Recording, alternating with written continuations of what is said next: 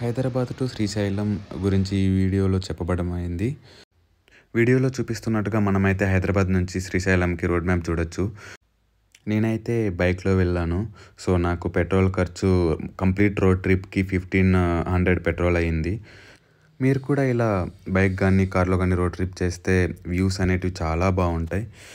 శ్రీశైలంకి వెళ్ళే దారిలోనే మనకైతే ఆక్టోపస్ వ్యూ పాయింట్ అనేది ఒకటి వస్తుంది, మీరు చూస్తున్నట్టు వీడియోలో. సో దీన్నైతే ఖచ్చితంగా మిస్ అవ్వమాకండి. అండ్ ఆక్టోపస్ వ్యూ పాయింట్ అయిపోయిన తర్వాత మనమైతే శ్రీశైలం డ్యామ్ చూడొచ్చు ఘాట్ సెక్షన్లో. తరువాత శ్రీశైల మంజునాథ దర్శనం,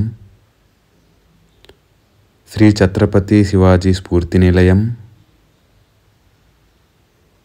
పక్కనే ఉన్న మల్లమ్మ కన్నీరు టెంపుల్, అండ్ దీని పక్కనే మనకి ఇంకొక టెంపుల్ ఉంటుంది, అది వచ్చేసి శ్రీ పంచముఖి శివాలయం. లోపలైతే మనకు విగ్రహం ఇలా ఉంటుంది, తప్పక చూడండి.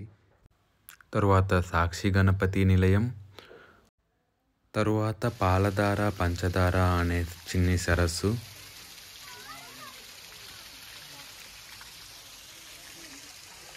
అండ్ ఇక్కడి నుంచి వాకబుల్ డిస్టెన్స్లోనే మనకి టికేశ్వరం అండ్ పక్కనే శ్రీ లలితాదేవి పీఠం అనేసి ఉంటాయి.